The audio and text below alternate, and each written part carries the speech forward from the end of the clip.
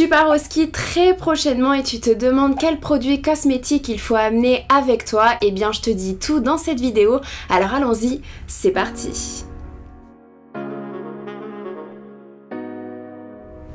Hey, salut à toi et bienvenue dans cette nouvelle vidéo. Si tu ne me connais pas, je suis Bérangère, ingénieure chimiste spécialisée en cosmétiques et le but de ma chaîne c'est de vulgariser la science des cosmétiques pour te familiariser un petit peu plus sur la formulation des produits cosmétiques. Alors surtout si c'est un sujet qui t'intéresse, n'oublie pas de t'abonner à ma chaîne et d'activer la cloche pour recevoir une notification dès la mise en ligne d'une nouvelle vidéo. Et aujourd'hui je vais t'indiquer quoi prendre comme produit cosmétique avec toi si jamais tu pars en vacances au ski, en vacances à la montagne cet hiver. Tu vas voir, ça va être une routine courte et efficace avec peu de produits puisque le but c'est pas que tu amènes toute ta salle de bain avec toi. Et je me suis dit que ça serait sympa étant donné que l'année dernière j'avais fait une routine spéciale pour les vacances d'été, pour une journée à la plage, une journée à la piscine. Je me suis dit pourquoi pas faire la même chose avec des vacances au ski et tu vas voir que finalement les routines sont quand même assez similaires. Et pas de temps à perdre, ce que je te conseille de faire le matin en première étape, c'est de venir utiliser un nettoyant super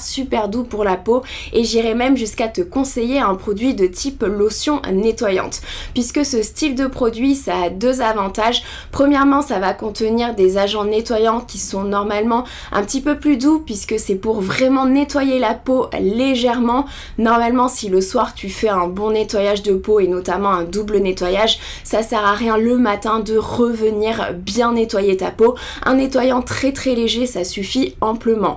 Donc les lotions nettoyantes vont contenir des agents nettoyants plutôt doux, plutôt non irritants et surtout à des concentrations plus faibles par rapport à des nettoyants classiques. Et le deuxième avantage de ce type de produit, c'est qu'on va avoir également des ingrédients hydratants, des ingrédients apaisants. Donc on est en fait tout simplement sur des produits qui vont être très légèrement nettoyants et qui vont apporter d'autres bénéfices pour la peau de façon à ce que ça ne soit pas trop agressif pour la peau puisque je rappelle que lors de vacances au ski, lors de vacances à la montagne, la peau va subir toute la journée le froid et le vent, donc il vaut mieux nettoyer très légèrement le matin. Donc si tu recherches un produit de ce style là, tu peux tester la lotion nettoyante de Avène ou alors celle de Eucérine. Et je rappelle encore une fois que les routines que je présente sur ma chaîne YouTube, ce sont des routines très génériques qui doivent être absolument adaptées à ton type de peau. C'est-à-dire que si le matin tu préfères venir utiliser un nettoyant plutôt classique, comme par exemple un gel nettoyant ou alors une mousse nettoyante, puisque tu as peut-être une peau mixte à grasse et c'est ce que tu préfères, tu peux absolument. L'essentiel ici c'est de trouver un nettoyant qui convienne à ta peau, c'est-à-dire qu'il ne va pas te laisser avec une peau sèche, une peau qui va tirailler, une peau déshydratée. Donc je veux juste vraiment accentuer sur le fait que tu dois venir préférentiellement utiliser un nettoyant très doux pour la peau puisque je rappelle encore une fois que ta peau lors de la journée avec l'air de la montagne, elle va vraiment subir. Donc s'il te plaît, sois vraiment très doux avec elle. Ensuite, en deuxième étape de ta routine beauté, je te conseille de venir utiliser un sérum antioxydant. Ce qu'on appelle par un sérum antioxydant, c'est un sérum qui va pouvoir protéger la peau des agressions extérieures et notamment du soleil. Alors pour faire très simple, lorsque ta peau est exposée au soleil, il va y avoir formation d'espèces très réactives qu'on appelle des radicaux libres. Ces radicaux libres, ils peuvent être la cause d'un vieillissement prématuré puisqu'ils vont aller engendrer des dommages au sein de ta peau et notamment oxyder les cellules et modifier l'ADN de nos cellules. Et c'est là que les antioxydants en cosmétique ils sont essentiels puisqu'ils peuvent diminuer cet effet-là, ils peuvent limiter l'oxydation de nos cellules par ces espèces, par ces radicaux libres. Mais attention, les antioxydants ne remplacent absolument pas l'utilisation d'une crème solaire, il faut plutôt les voir comme un booster de protection, d'autant plus que certains antioxydants peuvent également protéger contre la lumière bleue et même le spectre visible en entier ainsi que les infrarouges puisqu'il y a des études assez récentes qui montrent que ces rayonnements peuvent également avoir des dommages sur la peau. Alors l'un des antioxydants préférés en cosmétique, ça reste la vitamine C, tout simplement parce que c'est avec elle qu'on a le plus de données, c'est la vitamine C qu'on a le plus étudiée. Premièrement, la vitamine C va pouvoir prévenir les signes de l'âge, diminuer le vieillissement vieillissement prématuré de la peau puisque c'est un super antioxydant comme je viens de l'expliquer. Donc ça c'est une première part, mais d'autre part elle va pouvoir également diminuer les signes de l'âge en ayant une vraie action anti-âge puisqu'elle va augmenter la production de collagène dans la peau.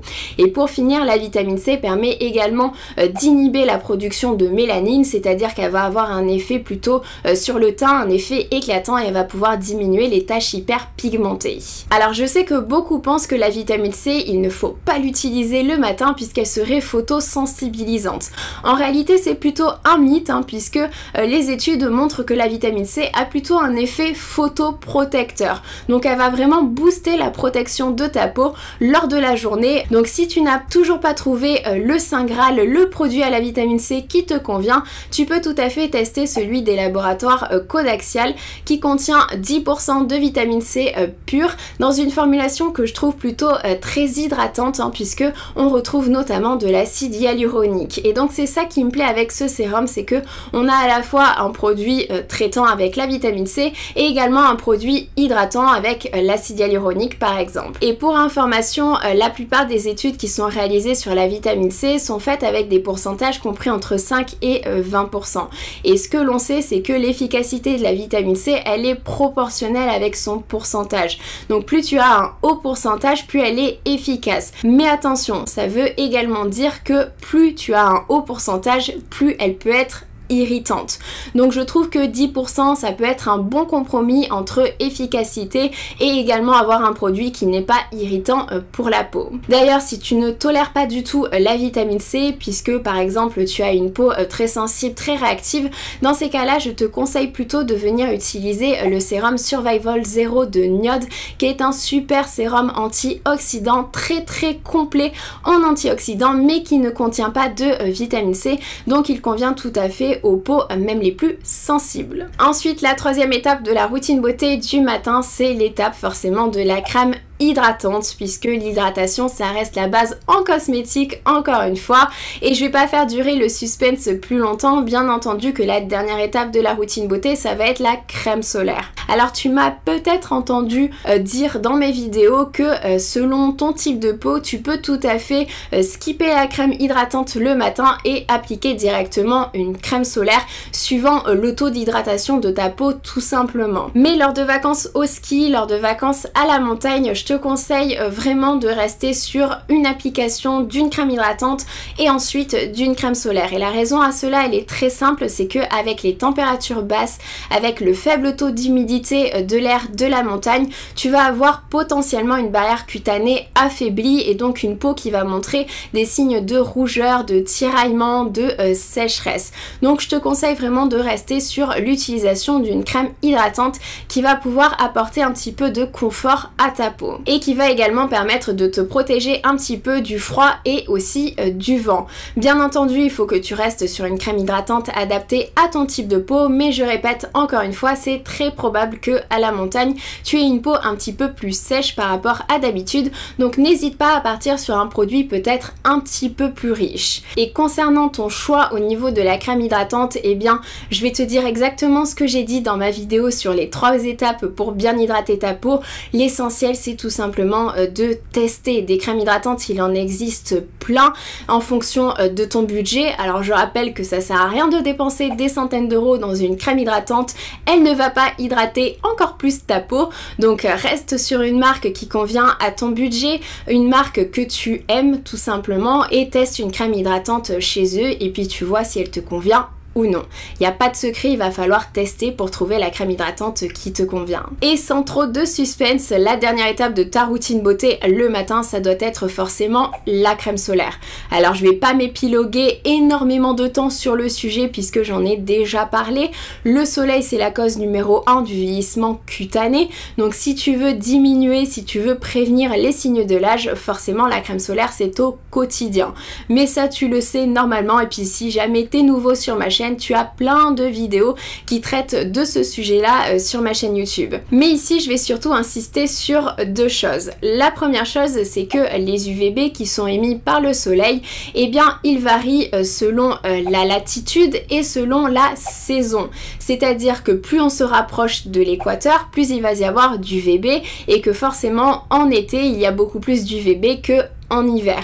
Mais il faut savoir que les UVB, ils varient aussi en fonction de l'altitude. C'est-à-dire qu'au niveau de la montagne, tu as plus d'UVB qu'au niveau de la mer. Et le deuxième point, c'est que la neige peut réfléchir jusqu'à 85% des rayons UV, ce qui forcément augmente leur dangerosité. Donc la crème solaire à la montagne, c'est essentiel d'un point de vue anti-âge, mais également d'un point de vue santé. Du coup, je ne peux que te recommander de venir appliquer un SPF 50+. Beaucoup ne voient pas forcément la différence entre un SPF 30 et un SPF 50, puisque si on regarde les chiffres, eh bien un SPF 30 bloque 97% des rayons UVB face à 98% pour un SPF 50. Du coup, on se dit que la différence est minime puisqu'elle est uniquement de 1%. Mais en réalité, ce sont des approximations. Un SPF 30, pour être plus précise, bloque 96,7% des rayons UVB face à 98,3% pour un SPF 50. Ce qui veut dire que si on renverse le tableau, si on regarde les choses autrement, cela veut dire qu'un SPF 30 laisse passer 3,3% des UVB qui vont donc pénétrer dans la peau, tandis qu'un SPF 50 laisse passer uniquement 1,7% des rayons UVB. Un SPF 50 est presque 2 fois plus efficace qu'un SPF 30.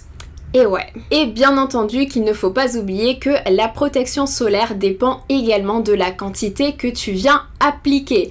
Et pour avoir le SPF qui est indiqué sur le packaging, il faut appliquer 2 mg par centimètre carré. Alors je sais que dit comme ça, on se rend pas bien compte de la quantité, ce que ça représente. Alors dans ces cas-là, tu peux tout à fait utiliser la méthode des 2 doigts et donc venir utiliser 2 doigts pour le visage et pour le cou. En réalité, cette méthode, elle est pas très précise, comme toutes les méthodes en même temps, puisque ça dépend de la fluidité, ça dépend de la texture de ta crème solaire, mais ça reste une méthode qui est facile à faire et qui peut te permettre d'avoir un petit aperçu de la quantité de crème solaire qui est préférable à appliquer. Et si tu veux quelques recommandations, eh bien j'utilise beaucoup les solaires de La Roche-Posay Antelios, notamment le fluide invisible SPF 50+, qui a une superbe protection face aux UVA, et je te conseille également de tester les solaires de SVR.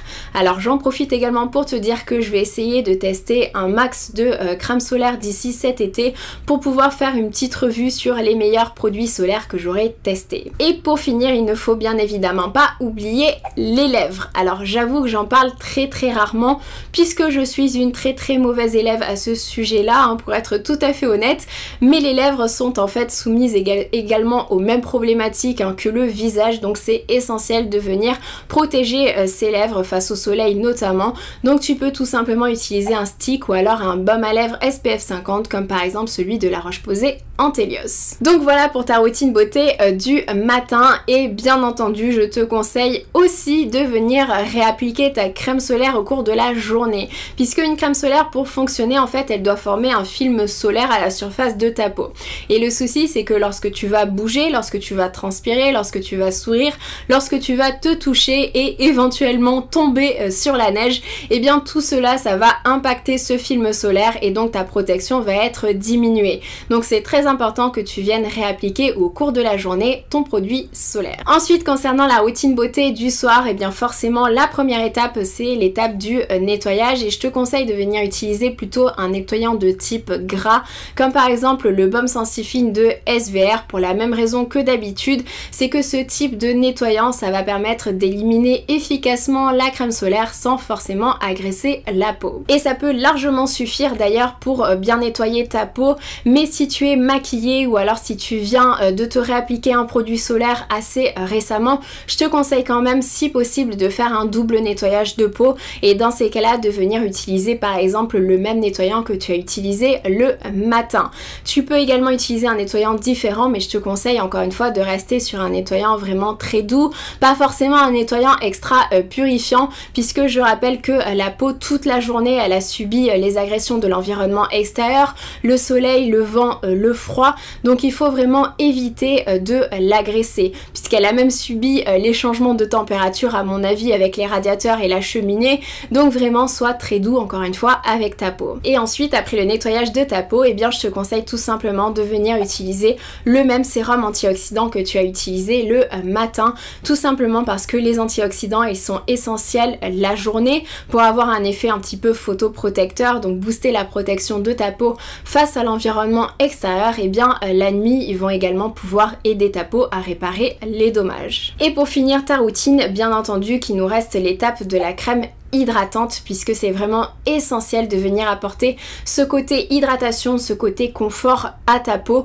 Tu peux tout simplement venir utiliser la même crème hydratante que tu as utilisée le matin, mais je te conseille quand même, si tu peux, d'avoir au cas où la crème Cicaplast de La Roche-Posay notamment, puisque c'est une crème qui va pouvoir apaiser, qui va pouvoir réparer la barrière cutanée, diminuer les irritations, diminuer les sensations de brûlure. J'ai une vidéo à son sujet si ça t'intéresse, donc n'hésite pas à aller la voir, mais à mon avis c'est une crème qui peut faire que du bien lors de tes vacances au ski. Et puis sinon tu as toujours la possibilité de prendre les fameuses cold cream. Alors en fait ce sont tout simplement des crèmes qui contiennent généralement une grande quantité d'huile minérale, tout simplement parce que les huiles minérales ça reste les meilleurs occlusifs en cosmétique, c'est-à-dire qu'elles restent à la surface de ta peau. Ça va permettre d'éviter de diminuer les pertes en eau et de protéger également la peau de l'extérieur. Tu as notamment celle de Aven, hein. Ce sont des crèmes spécifiquement faites pour l'hiver, donc pareil, c'est toujours intéressant d'avoir une petite cold cream dans son sac lors de vacances au ski ou à la montagne. Donc voilà le genre de routine que je te conseille. Bien entendu, je répète encore une fois que c'est une routine vraiment générique, c'est une routine qui est faite pour que ce soit court, que ce soit efficace et que tu aies pas besoin d'amener tous les produits cosmétiques de ta salle de bain. Mais tu peux tout à fait l'adapter, tu peux tout à fait compléter, rajouter un sérum hydratant, rajouter une lotion et rajouter potentiellement un contour des yeux. Puisque je vois venir les questions sur les contours des yeux, c'est essentiel de venir protéger ton contour de l'œil, puisque c'est une zone où la peau est plus fine, c'est une zone plus sensible, donc c'est une zone qui marquera beaucoup plus rapidement au niveau de la déshydratation et au niveau des signes de l'âge.